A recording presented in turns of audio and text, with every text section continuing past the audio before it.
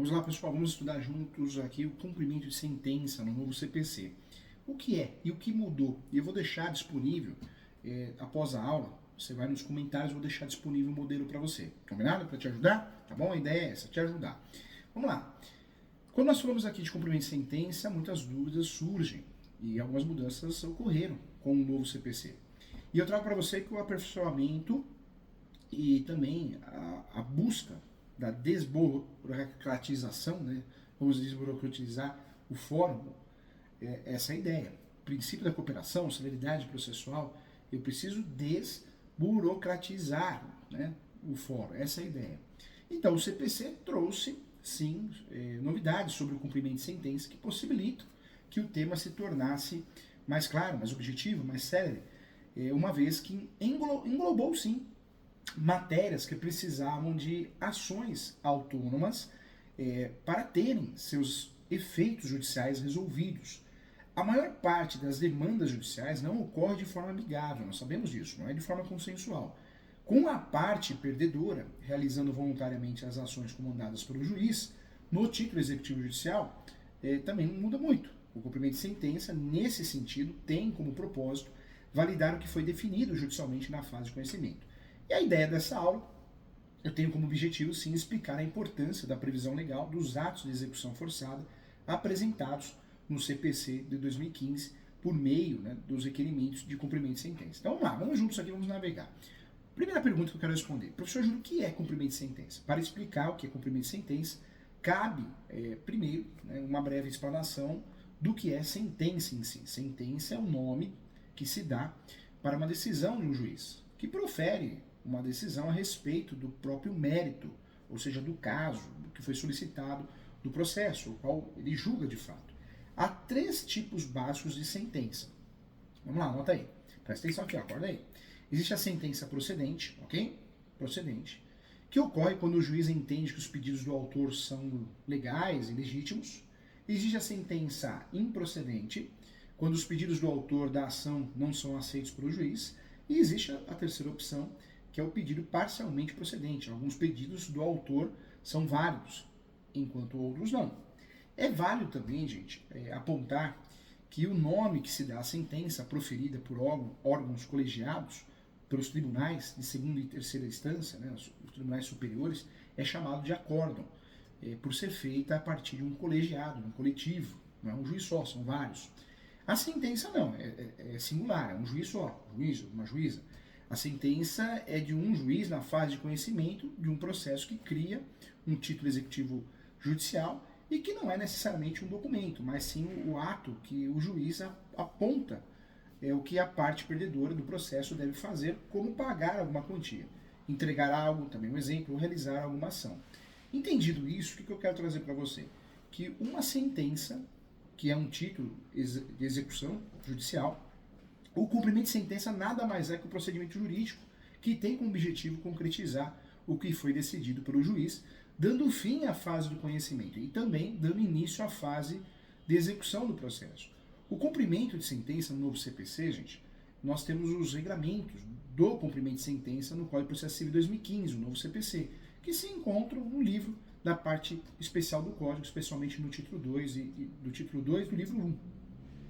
O novo CPC ele tratou de organizar a matéria de forma mais intuitiva e clara que o seu antecessor, dividindo sim o cumprimento de sentença em 6 capítulos distintos, né? Então nós temos o título 2 do livro 1 da parte especial e essa divisão fica mais ou menos assim. Capítulo 1, disposições gerais, 513 a 519. Código de Processo Civil, o professor está falando, hein? Capítulo 2, do cumprimento provisório da sentença, que reconhece a exigibilidade de obrigação de pagar quantia certa, 520 a 522. Capítulo 3, do cumprimento definitivo da sentença, que reconhece a exigibilidade da obrigação, de obrigação de pagar quantia certa. Nós temos o capítulo 4, que é do cumprimento de sentença, que reconhece a exigibilidade de obrigação de prestar alimentos, 528 até 523. Existe o capítulo 5 ainda, que trata do cumprimento de sentença, que reconhece a exigibilidade de obrigação de pagar a quantia certa pela fazenda pública. E também temos, o capítulo 6 do cumprimento de sentença, que reconhece a exigibilidade de obrigação de fazer, de não fazer e de entregar coisa, 536 a 538. Em relação a essas mudanças apresentadas no novo CPC sobre a matéria, a principal está na extinção, né, gente? Na extinção do procedimento, ou melhor, na ação de execução de título executivo judicial, que era prevista no CPC de 73.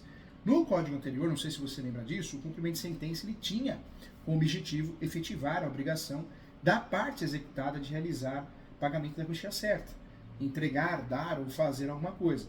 Nos casos onde o título de execução judicial visava o pagamento de alimentos ou também de ação contra a fazenda pública, cabia a ação de execução de título judicial, que era uma ação autônoma pedindo o cumprimento de sentença dada pelo juiz em outro processo.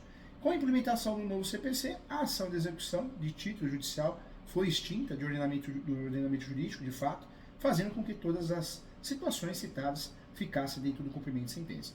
Por não ser uma nova ação e apenas um novo procedimento, dentro da fase de execução do processo, a implementação do cumprimento de sentença em todas as ocasiões tornou-se, sim, o procedimento jurídico mais célere e menos burocrático. Tá? Então, isso é fato. Em relação aos requerimentos, o que eu trago para você? Quando eu falo de requerimentos, requerimentos para que seja possível requisitar o cumprimento de sentença de um processo, de um título executivo judicial e de um direito certo, líquido e exigível. Tanto é que, a respeito do título executivo judicial, o novo CPC apresenta no seu artigo 515 um rol de atos que são qualificados como títulos de execução judicial.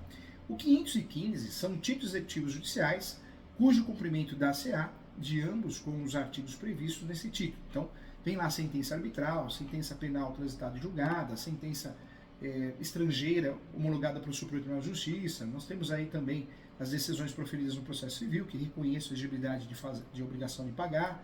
Então tem muita coisa, decisão homologatória de autocomposição. Então nós temos aí o rol, de fato, dos títulos executivos judiciais. Tem que ler o 515, hein? Sem fazer uma revisão, por mais que eu tenha falado aqui para você.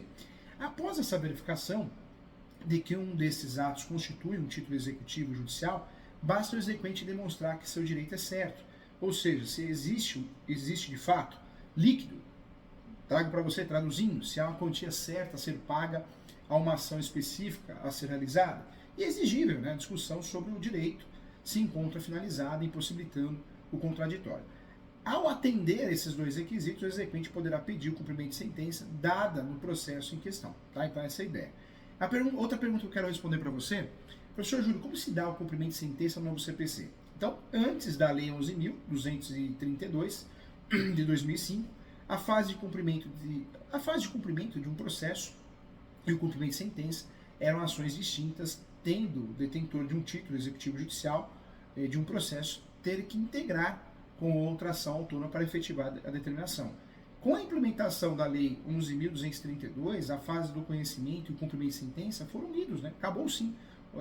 Houve um sincretismo processual, uma coisa só, ficando no mesmo processo. Dessa forma, podemos dizer que as ações civis do gênero se tornaram mais sérias. De fato, se tornaram muito mais rápidas, muito mais sérias. É uma realidade, né? Então, é importante falar sobre isso. Legal, né? Eu espero você na próxima aula. Continue estudando, não deixe de estudar, estuda que a vida muda. Esse tema é um tema necessário para concurso público e também para a prática na advocacia. Um abraço.